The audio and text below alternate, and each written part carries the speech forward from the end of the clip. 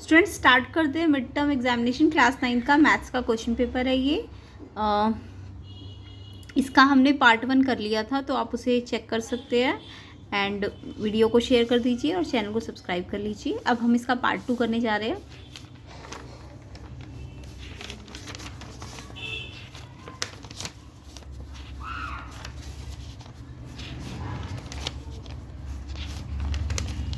तो ये सारे क्वेश्चंस हमने कर लिए थे। तो देखिए पार्ट बी में क्या क्या है। तो पार्ट बी में आपका फिल इन द ब्लैंक्स थे। तो ये तो सिंपल ही क्वेश्चन है, 16 की पावर हाफ। तो 16 की पावर हाफ, तो 16 को आप पहले तो प्राइम फैक्टर करके 4 बेस में ले आइए। 16 का प्राइम फैक्टर करेंगे तो 4 2 टाइम्स आएगा ना, 4 इंटू 4, तो 4 की पावर 2 आ जाएगा और ये हाफ एज इट इज़ रहेगा। अब ये सामने सामने पावर मल्टीप्लाई हो जाती है, तो आंसर आएगा इसका 4।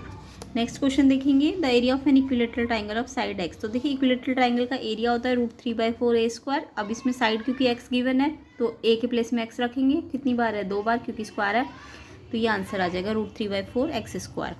नेक्स्ट क्वेश्चन है, dash is the point whose abscissa is 7 and lies on X axis. तो जब भी एक्स एक्सिस होगा तो वहाँ पे y.0 होता है, ये याद रखेंगे, ये मैं बहुत बार बता चुकी हूँ आपको। एब्सिसा एक्स पॉइंट को कहते हैं। तो एक्स पॉइंट तो दिया ही है आपको 7 और एक्स एक्सिस बोला है तो y 0 होगा, तो ये पॉइंट होगा 7 0।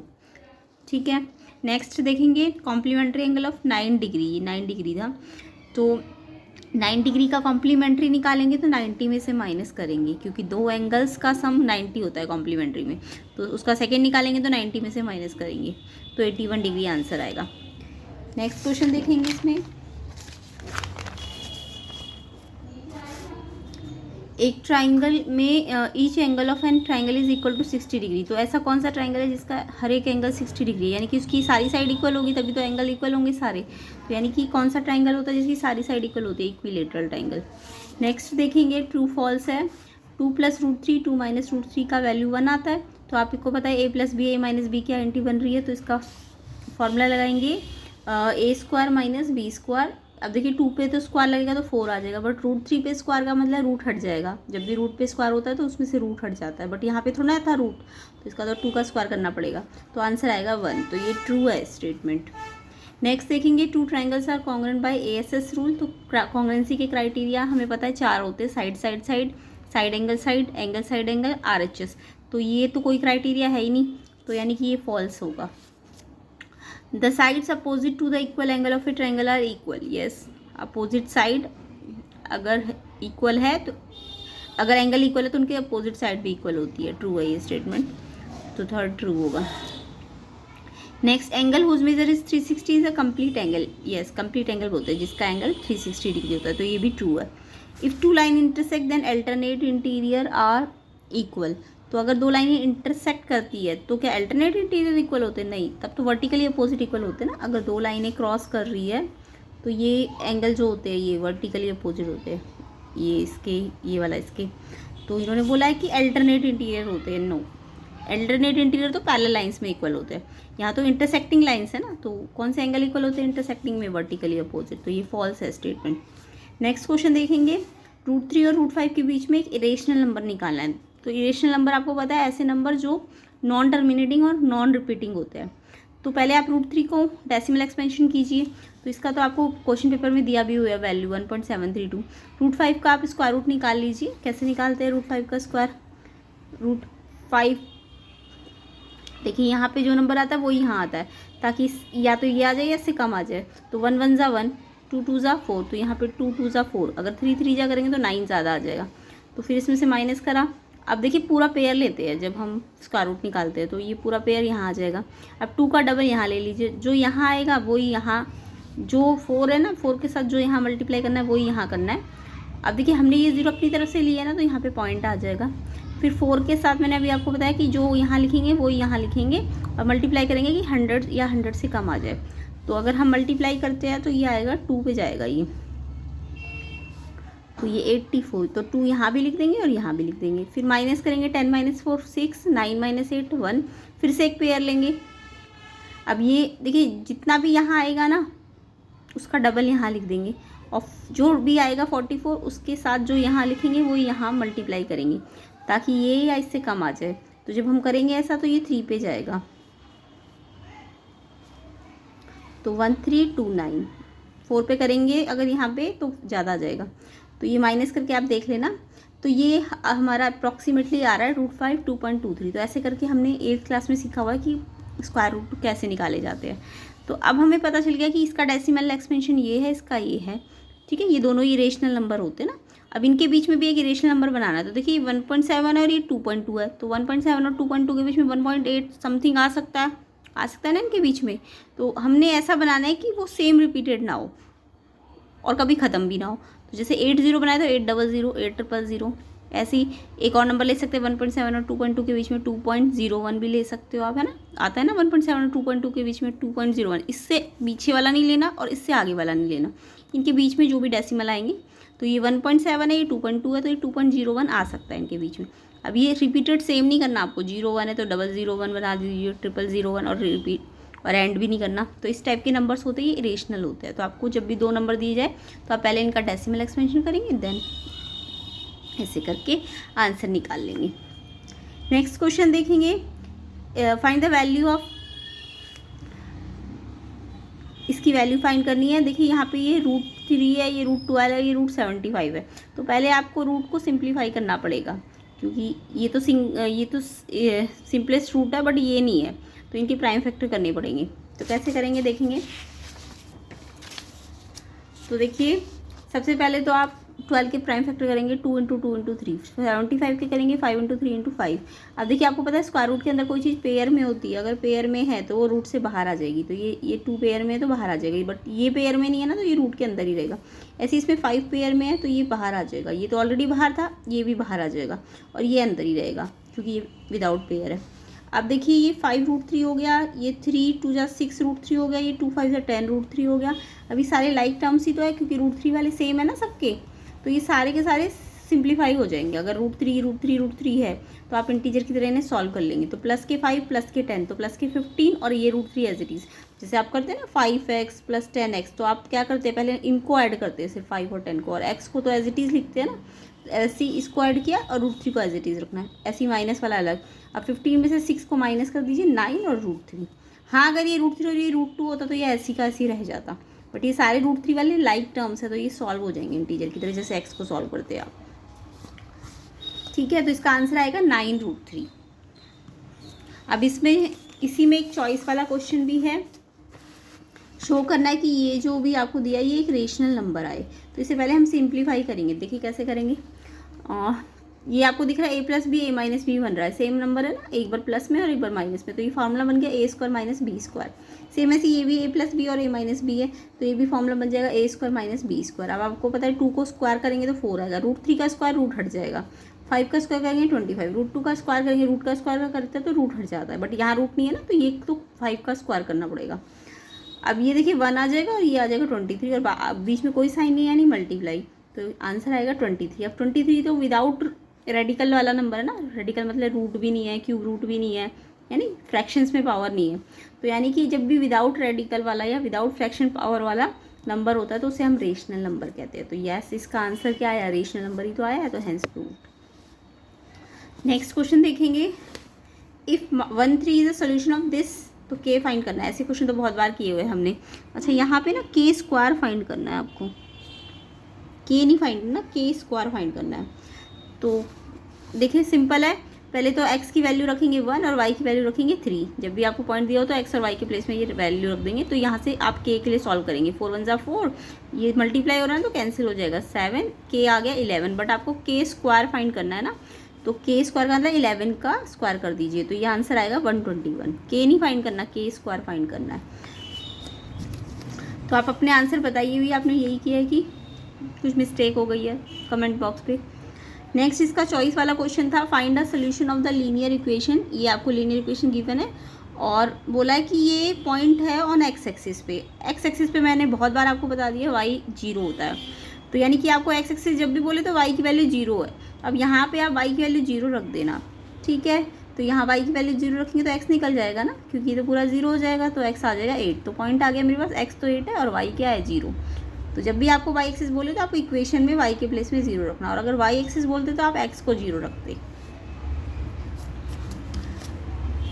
नेक्स्ट क्वेश्चन देखेंगे, ट्रायंगल में से है, ये आपको ये ट्रायंगल दिया हुआ है, इसमें ये भी एक्सटीरियर एंगल और ये भी एक्सटीरियर एंगल है। एक्सटीरियर एंगल आपको इक्वल दे रखे हैं ABD और ACE, और आपको ये साइड इक्वल करनी है, ठीक है। तो इसको करने की ट्रिक देखेंगे। तो देखिए सबसे पहले आपको गिवन क्या है, एक्सटीरियर एंगल इक्वल है। अब आप क्या कर सकते हैं, देखिए इस एक्सटीरियर एंगल में ये प्लस करेंगे अगर, तो ये लीनियर पेयर बना रहा है ना 180 का। सेम ऐसे इसमें अगर आप ये प्लस करते हैं तो ये भी लीनियर पेयर बना रहा है 180 का। अब आपको दिख रहा है ये राइट हैंड साइड अगर दोनों की सेम है तो लेफ्ट हैंड साइड भी दोनों की इक्वल होनी चाहिए, क्योंकि ये भी 180 है और ये भी 180 है। तो आप कह सकते हैं ये पूरा इसके इक्वल है, तो आप 1 और 2 से लिख सकते हैं ये इक्वल है। अब आपको ये तो इक्वल दे ही रखा था ना ऑलरेडी पहले से, ये वाले एंगल, तो ये इक्वल है अगर, तो ये दोनों साइड से कैंसिल हो जाएंगे, तो ये आपके बचेंगे। अब आपको पता है एंगल B, ये बीच में एंगल B आ रहा है और इसमें C आ रहा है, तो B अगर C के इक्वल है तो साइडें कौन सी इक्वल होगी, अगर मेरा एंगल B C के इक्वल है तो B के अपोजिट साइड AC आ रही है और C के अपोजिट AB आ रही है, तो यानी कि अगर B C के इक्वल है तो AB AC के इक्वल होगी, ठीक है। B और C में क्या कौन सा वर्टेक्स है जो नहीं आया, दोनों में A नहीं आया ना, तो यहाँ भी A लिख देंगे और यहाँ भी A। इस तरीके से हम साइड पता कर सकते हैं। अदरवाइज ऐसे भी सोच सकते हैं B के अपोजिट AC है और C के अपोजिट AB है, तो B और C अगर इक्वल है तो AB AC के इक्वल हो जाएगी। Side opposite angles are equal, तो यही तो आपको प्रूव करना था, तो इस तरीके से ये क्वेश्चन करना था। नेक्स्ट क्वेश्चन देखेंगे।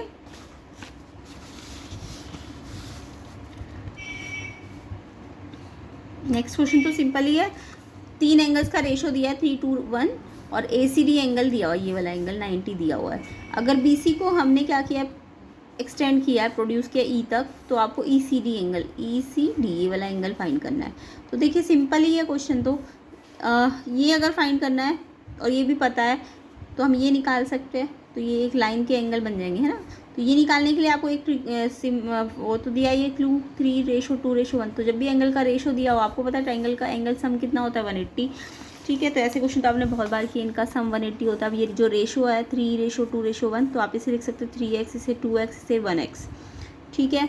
अब इससे आप सॉल्व करेंगे तो 6x आ जाएगा 180, तो x आ जाएगा 30, ठीक है। ये तो सबको सॉल्व करना आता है, 6 यहाँ मल्टीप्लाई तो डिवाइड हो जाता है। अब आपको एंगल C मालूम करना है ना, ये तो एंगल C हमारा क्या था, x था ना, एंगल C में 1 था तो 1x था ना, तो x है तो 30 आ गया। अब आप कह सकते हैं कि ये तीनों एंगल एक लाइन में है ना, ये एंगल इन लाइन है, ये भी और ये भी। आपको ये फाइंड करना है, ये आपको पता है 90 है, तो ये आपने मालूम कर लिया ट्रायंगल की एंगल सम प्रॉपर्टी से। अब यहाँ पे C तो हमें पता है 30 है, एंड ये वाला एंगल जो है ये वाला ये 90 है, और DCE हमें निकालना है, तो DCE यहीं रहेगा, ये प्लस होके वहाँ जाके माइनस हो जाएगा, तो आंसर आएगा 60 डिग्री, ठीक है। अब नेक्स्ट क्वेश्चन देखते हैं, ये तो बहुत ही सिंपल है, बहुत बार किया आपने। इसमें भी एक लाइन है पूरी, आपको दिख रहा है एक लाइन में 3 एंगल बने हुए, तो इनका सम कितना होगा 180। तो ये तो बहुत ही सिंपल क्वेश्चन है। ये तीनों एंगल का नाम लिखेंगे सबसे पहले, ABE, ABD, DBC, इनका सम 180 होता है। एंगल इन लाइन लिख लेना रीजन में।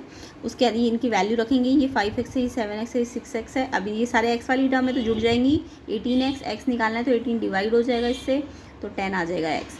आपको x की ही वैल्यू निकालने को बोला था, नहीं सॉरी DBC निकालने को बोला, DBC।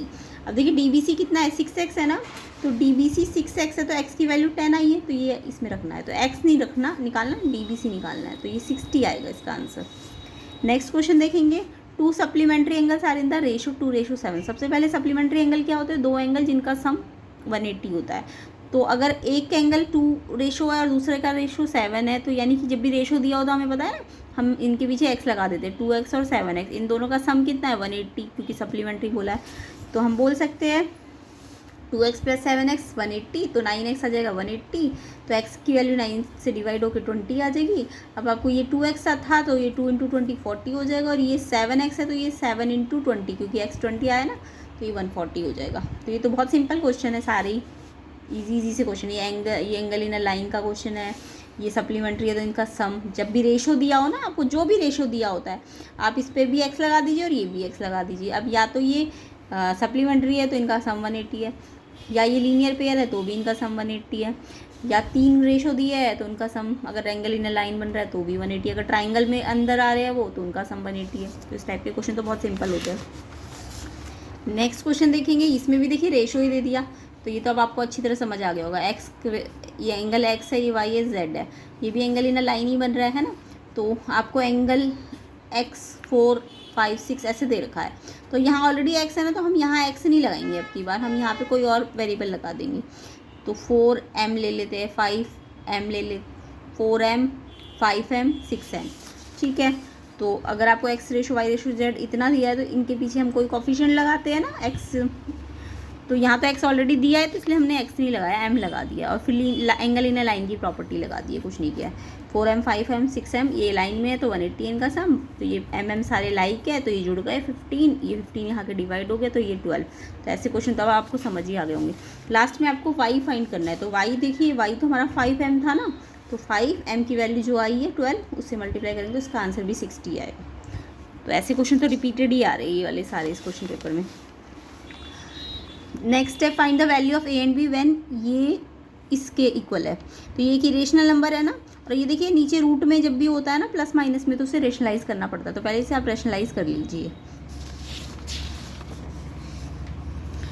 तो देखेंगे रेशनलाइज का रूल तो सबको पता होगा, अगर नीचे माइनस है तो यहाँ प्लस आ जाता है, ऊपर नीचे सेम वही आता है ये वाला, बट साइन चेंज हो जाता है। यहाँ माइनस है तो प्लस आ जाएगा, और अगर प्लस होता तो माइनस आ जाता। अब ये नीचे आइडेंटिटी बन जाती है, मैंने बहुत बार समझा दिया आपको। a minus B, A plus B, इसकी आइडेंटिटी होती है A square minus B square, इसका स्क्वायर माइनस इसका स्क्वायर। अब देखिए जब भी रूट पे स्क्वायर होता है आपको पता है रूट हट जाता है, इस पे स्क्वायर है तो ये भी रूट है तो इस पर भी रूट हट जाएगा। अब ऊपर देखिए ये सेम बन गया ना, ए प्लस बी, तो ये ए प्लस बी का होल स्क्वायर बन गया। ए प्लस बी का होल स्क्वायर का फॉर्मूला क्या होता है? ए प्लस बी का होल स्क्वायर का फॉर्मूला होता है A square B square 2ab, ये याद रखेंगे। नीचे जो बनता है वो A plus B, A minus B बनता है, उसका फॉर्मूला तो होता है A square minus B square, but ऊपर तो हमारा ए प्लस बी का होल स्क्वायर बन गया। तो अब यार ए स्क्वायर यानी इसका रूट 5 का स्क्वायर करेंगे तो 5 आएगा, रूट 3 का स्क्वायर करेंगे तो 3 आएगा, फिर 2ab, 2a क्या है ये और b ये, और मल्टीप्लाई में देखिए ये अलग अलग है ना, रूट 5 और रूट 3। हाँ अगर ये प्लस हो रहे होते ना रूट 5 और रूट 3 तो ये ऐसे के ऐसे ही छूट जाते, बट ये मल्टीप्लाई है तो रूट, इसमें भी रूट लगा और इसमें भी रूट लगा, तो आप सिंगल रूट लगा सकते हैं और अंदर मल्टीप्लाई कर सकते हैं। बट ये 2 विदाउट रूट वाला है तो ये इसके अंदर मल्टीप्लाई नहीं होगा, ये एज इट इज़ रहेगा। ये दोनों रूट वाली टर्म है तो अंदर एक ही रूट के अंदर मल्टीप्लाई हो जाएगी। अब ये देखिए 5 और 3 नंबर से ना, क्योंकि ए का स्क्वायर जब किया था आपने तो रूट का स्क्वायर करते तो रूट हट जाता है, इसमें भी हट जाएगा, तो ये दोनों तो नंबर है तो ये तो जुड़ जाएंगे, बट ये रूट वाली टर्म है तो ये नहीं जुड़ेगी, ये ऐसी रहेगी। अब नीचे देखिए 5 - 3 2 आ गया है। अब 2 आप ऐसे कैंसिल नहीं कर सकते, आपको पहले कॉमन लेना पड़ेगा, क्योंकि यहाँ प्लस है, अगर जब तक प्लस है तो आप कैंसिल नहीं कर सकते, तो आपको कॉमन लेना है। 2 यहाँ दोनों में से कॉमन आ गया, इसमें से 2 4 जा तो 4 बचेगा, 2 से 2 कैंसिल हो गया तो ये रूट 15 बचेगा। अब आप 2 से 2 कैंसिल कर दीजिए क्योंकि मल्टीप्लाई में आ गया है तो ये कट जाएगा, तो ये आंसर आ गया। ये आंसर देखिए आपको इसके इक्वल दिया हुआ था, है ना। तो यहाँ से अगर आप कंपेयर करते हैं तो ए कौन सी वाली टर्म है जो विदाउट रूट वाली है, तो ये कितनी आई है 4 आई है, और बी कौन सी वाली टर्म है जिसके पास रूट 15 है, तो इसमें देखिए रूट 15 प्लस में आया है ना, तो अगर मैं इसको इससे कंपेयर करूँ माइनस बी रूट 15 को किससे, इस रूट 15 वाली टर्म से, इसके आगे तो कुछ नहीं है ना। अगर आगे मान लीजिए 2 होता तो ये 2 लिखते तो ये रूट 15 से रूट 15 तो b आ जाता है -2, बट यहाँ पे तो कुछ नहीं है ना, तो b की वैल्यू कितनी आ जाएगी -1। b का ये जो माइनस है ना वो यहाँ शिफ्ट हो जाएगा, ठीक है। तो इस तरीके से हमें कंपेयर करके a और b निकाल लेना। कई बार ये a और b निकालने को बोलते, कई बार बोलते हैं a प्लस b निकाली, तो इनको प्लस b करके दिखा देंगे, ठीक है। नेक्स्ट क्वेश्चन देखेंगे 30th। The auto rickshaw fair in city is charge ₹10 for the first kilometre and 4 पर kilometre for the subsequent distance. ऐसा क्वेश्चन हमने अभी केस बेस्ड क्वेश्चन में भी किया था पार्ट 1 में, वो आप देख लेना चैनल के अंदर, और बाकी तो वीडियो को शेयर कीजिए एंड चैनल को सब्सक्राइब कीजिए। तो इस ऐसा क्वेश्चन हमने केस बेस्ड में किया है, तो ऐसा ही एनसीईआरटी के अंदर भी है कि एक चार्ज फर्स्ट किलोमीटर का फिक्स है और बाकी जितना एक्स्ट्रा डिस्टेंस होगा उसमें 4 पर किलोमीटर के हिसाब से चार्ज लगेगा। तो यानी यहाँ पे 2 चीज़ें, एक तो चार्ज है और एक डिस्टेंस है, तो एक को हम x मान लेंगे और एक को हम y मान लेंगे। तो मान लीजिए टोटल डिस्टेंस कवर किया x और टोटल चार्ज कितना लगा y, तो 10 तो फिक्स चार्ज है पर 1 किलोमीटर का, और अगर टोटल डिस्टेंस x है तो 1 किलोमीटर का तो कट गया ना, तो बचा कितना डिस्टेंस x - 1, उसका कितने के हिसाब से लगेगा, 4 के हिसाब से लगेगा चार्ज, है ना। तो ये चार्ज 1 किलोमीटर का, और जो बचे हुए किलोमीटर है, कैसे बचे हुए किलोमीटर आएंगे, टोटल किलोमीटर x है, उसमें से 1 किलोमीटर आ चुका है, तो ये बचे हुए किलोमीटर को कितने से मल्टीप्लाई कर देंगे, 4 से। तो टोटल चार्ज कैसे आएगा, ये प्लस ये, और टोटल चार्ज हमने क्या माना है, y। तो ऐसा क्वेश्चन तो हमने केस बेस्ड में भी किया है। अब इसको अंदर मल्टीप्लाई कर लीजिए, 4x - 4, अभी 4x यहीं रहेगा, y भी यहाँ ले आइए, प्लस है तो यहाँ के माइनस हो जाएगा, और ये 10 - 4 6 आ जाएगा। तो ये आपकी इक्वेशन आ जाएगी। ठीक है, तो ऐसा क्वेश्चन मैंने आपको केस बेस्ड में भी समझा दिया है, तो वहाँ से भी आप चेक कर सकते हैं पार्ट 1 में। तो आपको इसमें क्या बनानी थी, लीनियर इक्वेशन बनानी थी जस्ट। नेक्स्ट क्वेश्चन देखेंगे, इसमें 2 लाइन इंटरसेक्ट कर रही है। जब भी 2 लाइन इंटरसेक्ट करती है तो उनके एक तो वर्टिकली अपोजिट इक्वल होता है, ऐसे वाले, ये वाला इसके और ये वाला इसके। और लेकिन यहाँ पे आपको देखिए वर्टिकली नहीं दिया हुआ, AOB और BOC, क्योंकि यहाँ पे वर्टिकली क्यों नहीं है, क्योंकि इनकी कॉमन आर्म है, OB दोनों में है ना। तो OB देखिए इस वाले में भी आ रही है, और OB इस वाले में भी, तो ये वर्टिकली थोड़ी ना हुए, OBA और OBC, ये तो लीनियर हुए ना। तो आपको ये लीनियर का रेशो दे रखा है। तो लीनियर का रेशो, जब भी कोई रेशो दिया हो तो मैंने आपको बोला इनके पीछे x लगा लेना, 2x + 3x। अब क्योंकि ये लीनियर है ना, तो ये इक्वल, ये प्लस में लिखेंगे, 2x + 3x। ये दोनों में कॉमन आर्म आ रही है ना, वर्टिकली अपोजिट होते तो कॉमन आर्म नहीं आती है, ये याद रखना। ये कॉमन आर्म आ रही है OB दोनों में। तो ये लीनियर, ये कैसे एंगल है, ये हमारे जुड़े हुए AO, क्योंकि 2 लाइनें जब क्रॉस करती है या तो लीनियर पेयर बनाती है या वर्टिकली पेयर बनाती है। लीनियर पेयर मतलब ये इसके साथ या ये इसके साथ, है ना। और वर्टिकली कैसा होता है, ये इसके साथ और ये इसके साथ। वर्टिकली में देखिए अगर ये आया है ना, ये वाला एंगल आया है, तो ये वाला एंगल आएगा, यानी कि ये वाली आर्म जो इसमें यूज़ हो चुकी है वो इसमें यूज़ नहीं होती, कॉमन आर्म नहीं होती है, इसमें अलग आती है, इसमें अलग आती है।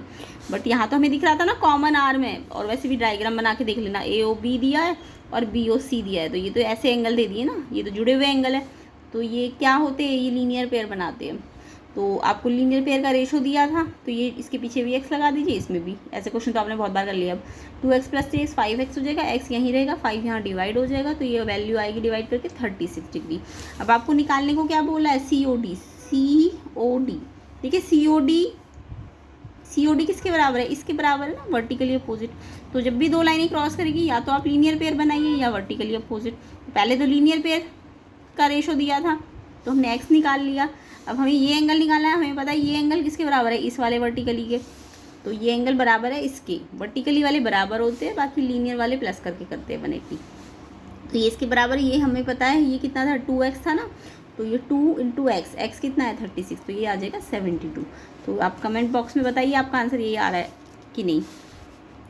नेक्स्ट क्वेश्चन देखेंगे, एक ट्रायंगुलर फील्ड है जिसमें ग्रीन ग्रास 18 काउस को ग्रेस करनी है, नंबर ऑफ काउस दिए, यानी कि उसके बाद बोला है, अच्छा ट्रायंगुलर फील्ड में आपको बोला है, तो उसकी क्या दी हुई है, फील्ड की मेजरमेंट दी है। लॉन्गर साइड 48 है और बची हुई साइड जो है 30 है, इक्वल है ना, क्योंकि तो 2 साइड इक्वल है और एक लॉन्गर साइड है। तो आप डायग्राम बना लेना, एक ट्रायंगुलर फील्ड है, 2 साइड इक्वल है और तीसरी साइड 48 है। अब जब भी आपको ट्रायंगल में साइड दी हो, तो ऐसे क्वेश्चन हमने अभी पीछे भी किया है पार्ट 1 में, तो जब भी साइड दी होती है तो हम हीरोन फॉर्मूला से एरिया निकाल लेते हैं। तो पहले तो एरिया निकालने के लिए सेमी पेरीमीटर निकालते हैं, यानी कि सबको प्लस करके पेरीमीटर उसको 2 से डिवाइड करना है, पेरीमीटर को 2 से डिवाइड करना है, तो ये आ जाएगा सेमी पेरीमीटर 54। अब एरिया निकालने के लिए ये फॉर्मूला होता है, सबको पता होगा ये फॉर्मूला, मैं बार बार नहीं लिख रही हूँ, S - B S - C। अब देखिए रूट लगाया, S कितना है 54, फिर 54 में से पहली साइड माइनस कर दीजिए, फिर सेकेंड साइड, फिर थर्ड साइड। अब ये माइनस करेंगे तो ये आएगा, ये आएगा, ये आएगा। इसके बाद इनके प्राइम फैक्टर कर लीजिए, 54 के प्राइम फैक्टर ये आएंगे, 24 के प्राइम फैक्टर भी आप कर सकते हैं, बट मुझे दिख रहा है ये पेयर में है ना ऑलरेडी, तो मैं क्या कर सकती हूँ, अगर ये पहले से ही पेयर में है तो ये बाहर आ जाता है रूट से, है ना, ये तो पेयर जब भी होता है तो रूट से बाहर आ जाता है, ठीक है। तो मैंने इसके प्राइम फैक्टर इसलिए नहीं किए क्योंकि ये मुझे पेयर में दिख रहा है। अगर आप इस चाहो तो इसके भी प्राइम फैक्टर कर लो और इसके भी प्राइम फैक्टर कर लो, ठीक है, और फिर 6 के भी कर लेना, इस 6 के भी कर लेना। और फिर जैसे मान लीजिए 3 जो है 4 टाइम्स आएगा, तो हम 2 बार बाहर निकाल लेंगे। पहले प्राइम फैक्टर कर लेना है और फिर जो चीज़ पेयर में उनमें से एक एक बाहर आ जाता है। तो मुझे ये ऑलरेडी पेयर में दिख रहा है तो मैंने इसके प्राइम फैक्टर नहीं किए, ये बाहर ले लिया। ऐसे 6 के भी प्राइम फैक्टर नहीं किए, ये यहाँ भी आया, यहाँ भी आया, तो एक बार बाहर आ जाएगा। ये भी 2 बार है ना, तो पेयर में से एक बार बाहर आ जाएगा। तो समझ आ गया होगा, पहले प्राइम फैक्टर करने हैं, देन आपको जो जो चीज़ें पेयर में है उनमें से एक एक बाहर लाना है, और जो पेयर में नहीं है वो रूट के अंदर ही रहेगा। तो ये आ जाएगा 72 इंटू 6 यानी 432। तो ये ट्राइंगल का एरिया आ गया, ठीक है। अब आपको पता है कि अगर इस एरिया को काव ग्रेस कर रही है तो एक काव ने जितना एरिया ग्रेस किया उसको अगर मैं उसके नंबर से मल्टीप्लाई कर दूँ तो टोटल एरिया आ जाएगा ना फील्ड का। तो अगर मुझे ये फॉर्मूला याद है तो मुझे अगर n निकालना होगा तो भी मैं निकाल सकती हूँ, और एरिया ग्रेस बाय ईच काव निकालना होगा तो भी निकाल सकती हूँ। तो ये फॉर्मूला याद रखना, नंबर ऑफ काव into area grace by each काव। अगर एक काव ने एरिया ग्रेस किया और जितने नंबर ने किया तो टोटल एरिया इनको मिला के ही तो बनेगा। अब आपको n तो दिया हुआ है ना 18, तो n तो यहाँ के डिवाइड हो जाएगा और एक काव का एरिया ग्रेस निकल जाएगा टोटल एरिया से। अगर हम इसको डिवाइड कर देंगे तो ये आएगा 24 मीटर स्क्वायर। तो इसका आंसर भी चेक कर लेना ये आ रहा है कि नहीं। नेक्स्ट क्वेश्चन देखेंगे, triangular wall of a flyover have been use for advertisement, the side of wall. अब देखिए फिर से ट्राइंगल आ गया, उसकी साइड दी है तो हीरोन फॉर्मूला लगाना है फिर से आपको।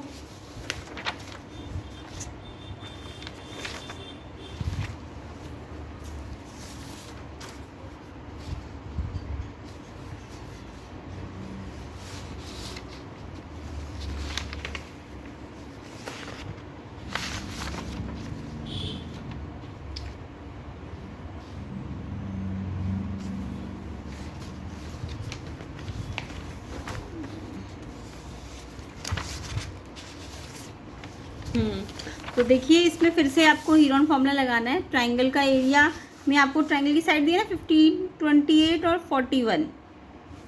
चलिए तो 32 क्वेश्चन है ना।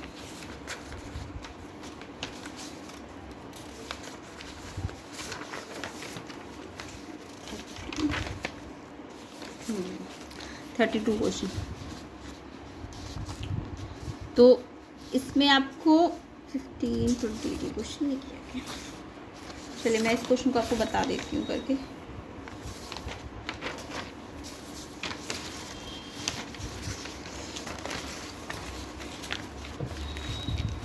तो देखिए ट्राइंगल आपको दिया हुआ है, उसकी साइड दी हुई है, एक 15 है, एक 28 है और एक 41 है। तो फिर से आप वही करेंगे, आपको एडवर्टाइजमेंट की कॉस्ट निकालनी है ना। तो सिंपल ये, पहले आप एरिया निकाल लीजिए क्योंकि आपको cost per metre square given है। तो आप पहले टोटल एरिया निकाल लीजिए। तो टोटल एरिया निकालने के लिए आप क्या करेंगे, इसको पहले सेमी पेरीमीटर निकालेंगे, इनको प्लस करके 2 से डिवाइड करेंगे। अब देखिए प्लस करके कितना आ रहा है, 5 8 13 1 14 5 2 7 1 8 84/2 और फिर डिवाइड करेंगे तो आएगा 42 है ना। अब ये फॉर्मूला लगा दीजिए हीरोन का, S S minus A S minus B S minus C. अब देखिए एरिया का फॉर्मूला लगा दिया हमने। एस कितना आया 42, 42 में से फर्स्ट साइड माइनस कीजिए 15 है, 42 में से सेकंड साइड माइनस कीजिए 28 है और 42 में से नेक्स्ट 41 माइनस कीजिए। अब यहाँ से 42 तो एज इट इज़ आ जाएगा, ये माइनस करेंगे तो 12 - 5 7 3 - 1 2। उसके बाद 42 - 28 14, 42 - 41 1। ठीक है, अब इसके 42 के फैक्टर कर लीजिए। देखिए 14 आ रहा है ना यहाँ पे, तो इसके मैं 14 × 3 भी लिख सकती हूँ। अदरवाइज़ आप और छोटे प्राइम फैक्टर कर सकते हैं, बट मुझे दिख रहा है 14 आ रहा है तो मैं 14 × 3 कर सकती हूँ। 27 के फैक्टर कर लीजिए, 3 3 या 9, 3 या 27। ये 14 आप ऐसे ही रहने दीजिए क्योंकि इसका पेयर बन चुका है × 1। अदरवाइज़ आप क्या करेंगे, 42 के छोटे छोटे प्राइम फैक्टर कर लीजिए, जैसे 14 को भी आप छोटे और में चेंज कर दीजिए। तो 2 7 या 14, 3 या 42 हो गया। फिर ऐसी 3 3 या 9, 3 या 27। फिर 14 के भी कर लीजिए, 2 7 जा। तो आप ऐसे भी कर सकते हैं, ठीक है। तो मैंने तो इसलिए किया क्योंकि मुझे दिख रहा था 14 है, तो इसलिए मैंने इसको 14 वाले टेबल से कर दिया ताकि ये पेयर बन जाए। तो ये 14 बाहर आ गया। इसमें से कितनी बार आएगा, 1 2 3 4 बार है तो 2 बार आएगा क्योंकि एक पेयर ये एक पेयर ये, तो एक एक बार रूट में से बाहर आ जाएगा। अब तो और कुछ नहीं बचा। अब देखिए इसको मल्टीप्लाई कर लीजिए, 3 3 या 9, 14 9 का कितना होता है 126। तो ये एरिया आ गया। ऐसे आप करेंगे, यहाँ से भी करेंगे तो भी आ जाएगा। 7 कितनी बार आ रहा है, 2 बार तो एक बार बाहर। 2 कितनी बार आ रहा है, 2 बार तो एक बार बाहर। 3 कितनी बार आ रहा है, 4 टाइम्स तो 2 बार बाहर। अब आप इसे मल्टीप्लाई करना तो इतना ही आ जाएगा, ठीक है। तो ये एरिया आ गया। अब हमें cost per metre square, sorry जो एडवर्टाइजमेंट की अर्निंग है वो पर मीटर स्क्वायर की गिवन है 500। तो अगर पर मीटर स्क्वायर की दी है तो मेरा एरिया तो 126 है, तो पहले मैं अर्निंग पर मीटर स्क्वायर लिखूंगी, कितनी है 500 रुपीज़। अब आपको तो एरिया जितना आया है उसकी अर्निंग निकालनी पड़ेगी ना, जितना टोटल उसका एरिया है। तो अर्निंग इतने की निकालेंगे तो 500 को, जब एक की पता हो ज़्यादा की निकालते हैं तो क्या करते हैं, मल्टीप्लाई।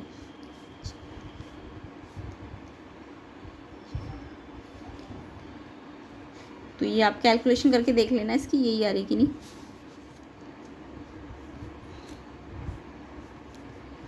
63000, यस। तो इतना रुपीज़ आ जाएगा टोटल अर्निंग, ठीक है, इतने मीटर स्क्वायर एरिया की। अब आपको क्या बोला, कंपनी ने हायर किया one of its wall for 6 month.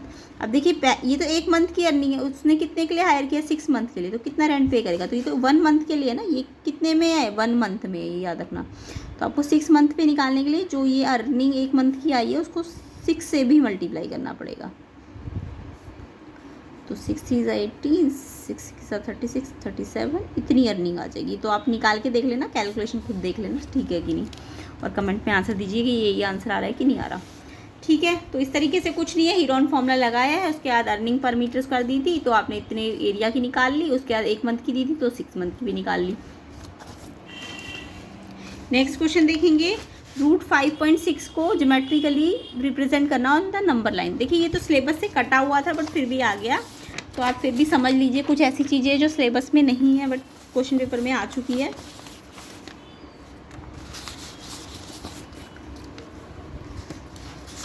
तो इसको मैं आपको समझा देती हूँ कैसे बनाना होता है ये रूट 5.6 नंबर लाइन पे।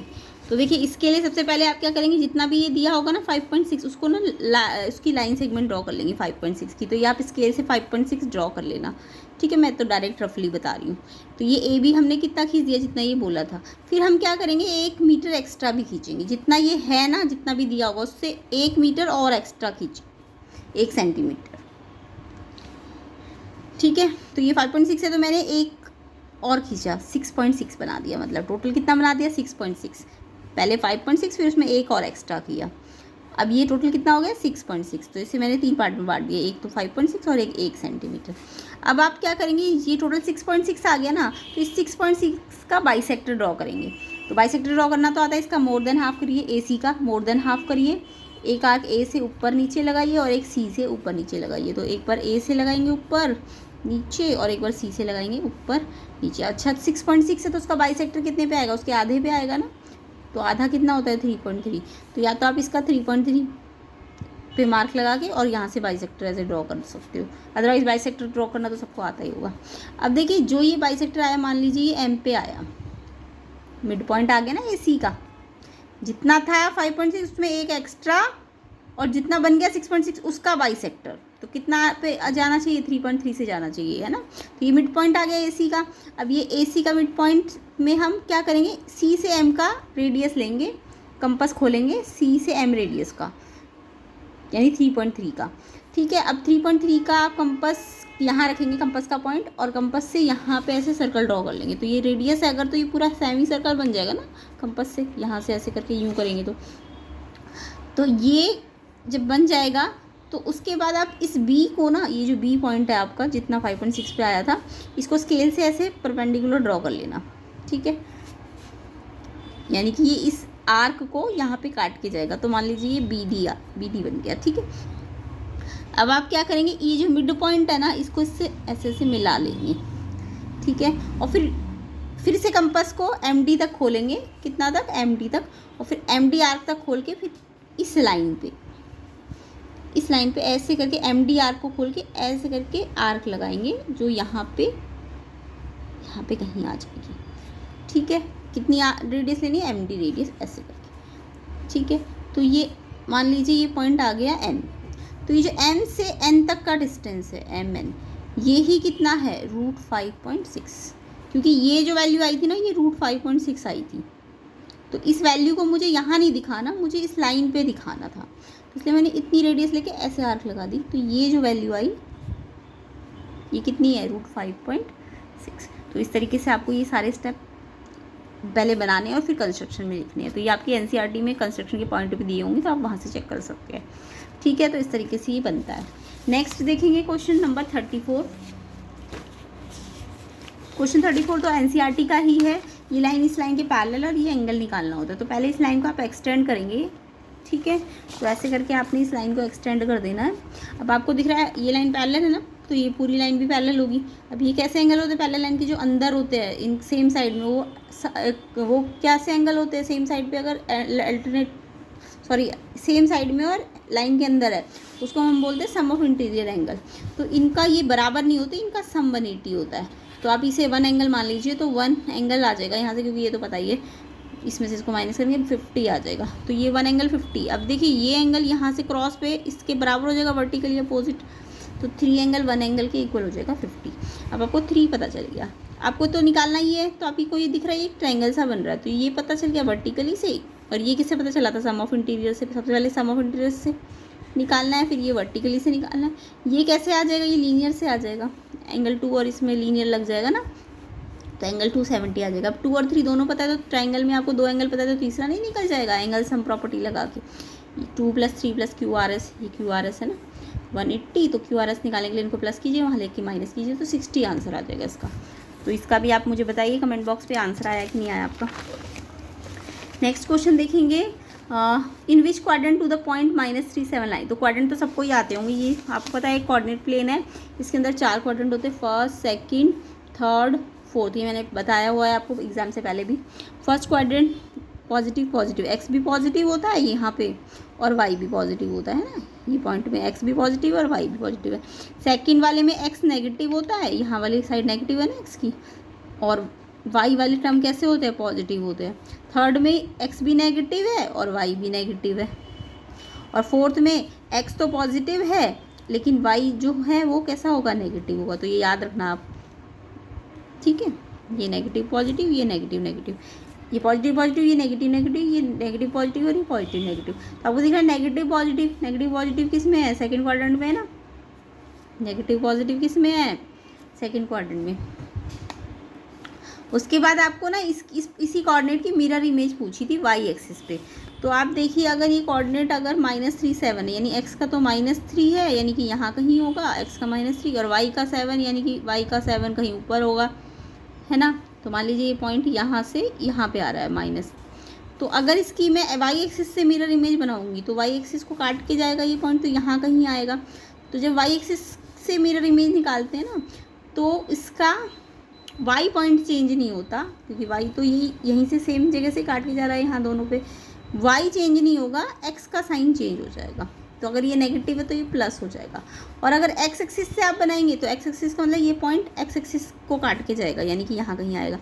तो जब भी एक्स एक्सिस से इमेज बनाएंगे, तो आपको एक्स को चेंज नहीं करना, एक्स के साइन को चेंज नहीं करना, वाई वाले साइन को चेंज कर देना। तो जब भी आप वाई एक्सिस से इमेज बनाते हैं, तो एक्स एक्सिस के साइन को चेंज करेंगे, ठीक है, वाई को नहीं चेंज करेंगे। और जब आप एक्स एक्सिस से बनाएंगे, तो आप वाई वाले पॉइंट के साइन को चेंज करेंगे। अगर ये पॉजिटिव है तो ये नेगेटिव हो जाएगा, और अगर नेगेटिव होता तो पॉजिटिव हो जाता। बट इसका जो साइन है वो वैसी का वैसी रहेगा, याद रहेगा ये आपको।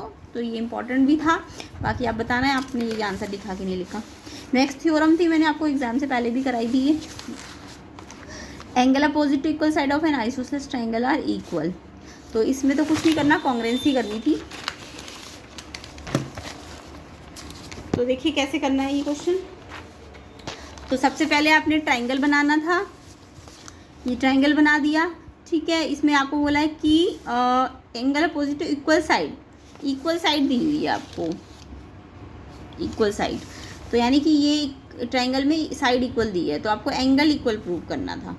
ये अपोजिट साइड के इक्वल साइड के अपोजिट, यानी ये इसके अपोजिट है, इसके अपोजिट है, तो एंगल बी सी के इक्वल करना है। ये गिवन है, ये प्रूव करना है। और कंस्ट्रक्शन में आपको ये परपेंडिकुलर ड्रॉ करना है ए एम बी सी पे, ठीक है। उसके बाद प्रूफ में आप ये 2 ट्रायंगल को ना कॉन्ग्रुएंट कर दीजिए, इसको और इसको। तो कॉन्ग्रुएंसी के लिए आपको पता है 3 चीज़ें चाहिए होती है। एक तो आपको दिख ही रहा है ये इसके इक्वल दिया हुआ है ना।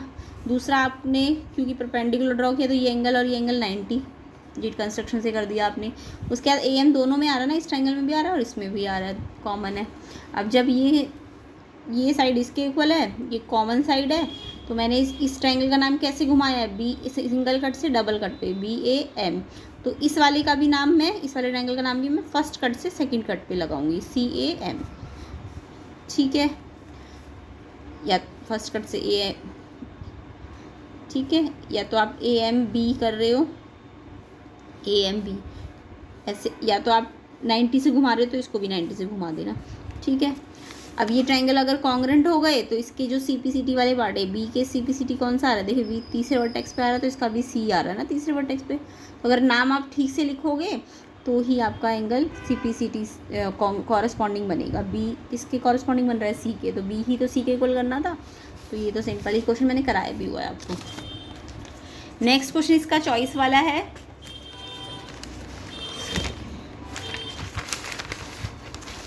तो इसमें ये तो NCERT का ही है बिल्कुल। तो आपको इसमें यहाँ पे भी एक आइसोसेलेस ट्रायंगल दिया और यहाँ पे भी एक आइसोसेलेस दिया। आइसोसेलेस का मतलब क्या होता है कि ये साइड इसके इक्वल है इस ट्रायंगल में, और इस ट्रायंगल में ये साइड इसके इक्वल है। और आपको ना ये पूरा एंगल इस पूरे के बराबर करना था, ABD और ACD। पहले आप ये वाला आइसोसेलेस ले लीजिए। तो आइसोसेलेस की प्रॉपर्टी क्या होती है, अगर ये वाला आइसोसेलेस लिया है तो AB = AC। अब ये AB AC के इक्वल है तो इसके अपोजिट वाले एंगल, इसके अपोजिट ये एंगल, इसके अपोजिट ये एंगल, ठीक है। तो ABC और ACB बराबर हो जाएंगे। सेम ऐसी इस ट्रायंगल में भी अगर ये साइड इसके इक्वल है तो इसके भी अपोजिट एंगल DBC और DCB इक्वल हो जाएंगे। अब आपको अगर मेरे को ये पूरा बनाना है तो इसमें ये जोड़ना पड़ेगा, ऐसे ये पूरा बनाना है तो इसमें ये जोड़ना पड़ेगा। तो हम इसको इससे जोड़ देंगे, इसको इससे जोड़ देंगे, यानी एडिंग कर देंगे 1 और 2 की। तो जब इसमें इसको जोड़ेंगे तो ये ABD बन जाएगा और इसमें इसको जोड़ेंगे तो ये ACD बन जाएगा। यही तो लाना था, ये और ये। तो सिंपल आपने आइसोसेलेस की साइड से एंगल इक्वल करने हैं और फिर इसको इसके साथ जोड़ना है और इसको इसके साथ जोड़ना है, तो ये प्रूव हो जाएगा, ठीक है। नेक्स्ट क्वेश्चन देखेंगे। A design is made on rectangular tile, design has 8 triangle. दिख रहा है आपको 8 ट्रायंगल बने, 1 2 3 4 5 6 7 8, है ना। तो आपको एक ट्रायंगल की साइड दी हुई है तो इसमें भी हीरोन फॉर्मूला लगाना है जब भी ट्रायंगल की साइड दी हो। फिर आपको टोटल एरिया डिज़ाइन का भी निकालना है और फिर इस पूरा टाइल में से अगर मैं डिज़ाइन को हटा दूं तो जो रिमेनिंग पार्ट बचेगा उसका भी निकालना है। तो सबसे पहले तो आप टाइल का निकालने के लिए क्या करेंगे, हीरोन फॉर्मूला लगाएंगे।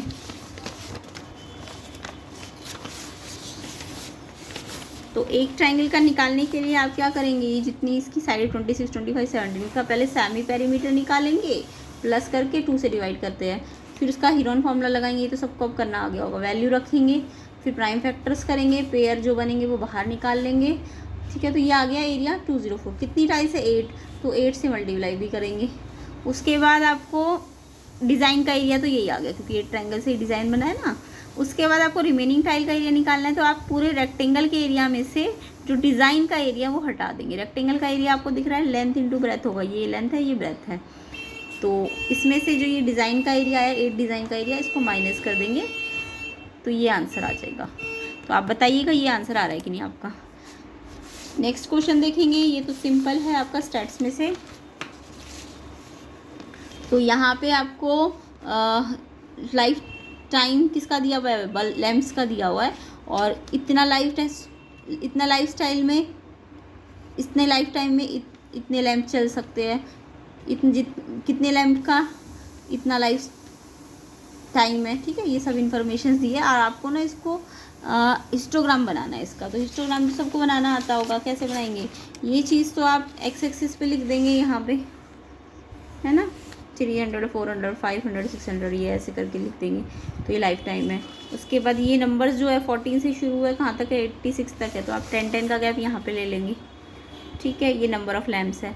अब पहला बॉक्स किसका बनेगा, 300 से 400 का। तो 300 से 400 के में एक बॉक्स बनाएंगे जिसका हाइट कितना लेना है 14। तो 10 और 20 के बीच में 15, उससे हल्का सा छोटा। तो ग्राफ में तो आपको मिल ही जाएगा 14, है। फिर 400 से 500 में 56 का बॉक्स बनाएंगे, फिर 60 का बनाएंगे, फिर इतने का। ये सब बॉक्सेस बनाने हैं। और हिस्टोग्राम में तो बॉक्सेस एक मतलब विदाउट गैप बनते हैं, एक के साथ एक मिलके बनते हैं, ठीक है। अगर बार ग्राफ होता तो बॉक्सेस में थोड़ा गैप होता है, जैसे ये यहाँ है ना। लेकिन जब क्लास इंटरवल दी है तो आपको पता है क्लास इंटरवल तो एक साथ ही होती है, तो वो तो बिल्कुल एक साथ ही चिपक के बनेंगे ना बॉक्सेस। तो जब भी हिस्टोग्राम दिया होता है तो आपको क्लास इंटरवल्स दी होती है, ठीक है। इसलिए हमारे हिस्टोग्राम एक दूसरे के साथ बिना गैप के बनते हैं, एक साथ ही बन जाते हैं सारे, ठीक है। तो ये हमारा हिस्टोग्राम बन गया। अब उसके बाद इन्होंने बोला है कि how many lamp have a life time of more than 700 years. तो आपको दिख रहा है कि मोर देन 700 का मतलब 700 ये है ना, तो 700 से ज़्यादा, यानी ये सारे इसके अंदर कितने आ रहे हैं 700 के बाद वाले 3 बॉक्सेस आ रहे हैं ना, ये और ये। तो ये कितने लैम्प है, ये इनको प्लस कर दीजिए, तो ये 184 है इसका आंसर। तो यही आया कि नहीं आया आप बताना। ये वाला क्वेश्चन मैंने आपको कराया था रेशनलाइज में एग्ज़ाम से जस्ट एक दिन पहले, तो ये भी आ गया है और ये आपके सैम्पल पेपर में भी था। तो इसमें क्या करना है, इन सबको अलग अलग रेशनलाइज करना है, इसको सबको रेशनलाइज करना है। तो देखिए इसको रेशनलाइज करेंगे तो इसमें प्लस है ना, तो ऊपर नीचे माइनस आ जाएगा। सेम ऐसे इसको भी करेंगे, प्लस है तो माइनस आ जाएगा, ये +√2 है ना। अब ऐसी लास्ट वाले को भी करेंगे रेशनलाइज। उसके बाद रेशनलाइज में क्या होता है, नीचे हमेशा फॉर्मूला बनता है a + b a - b, इसका स्क्वायर माइनस इसका स्क्वायर। √2 का स्क्वायर करेंगे तो 2 आएगा, बट 1 का स्क्वायर तो 1 आएगा, है ना।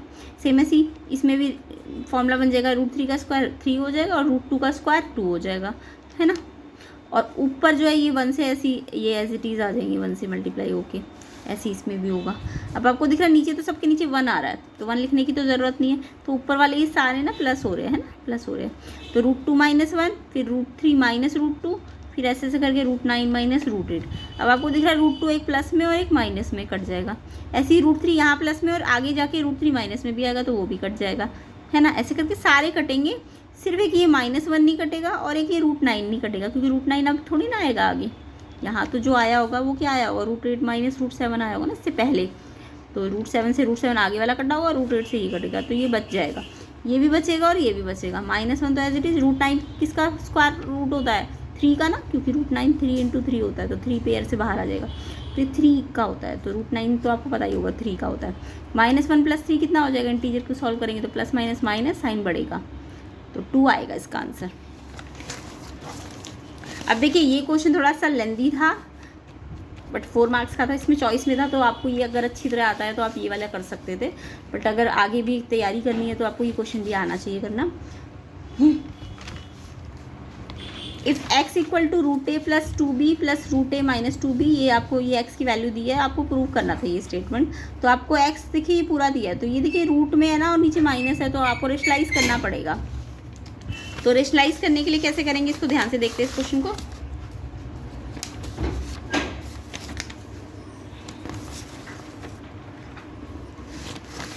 तो देखिए सबसे पहले रेशनलाइज करेंगे तो ये माइनस है ना, तो यहाँ प्लस लगा देते हैं। आपको पता है प्लस, यही बिल्कुल सेम टू सेम यहाँ लिखेंगे और यहाँ लिखेंगे, बट प्लस का साइन आ जाएगा बीच में। उसके बाद ये फार्मूला बन जाएगा a - b a + b।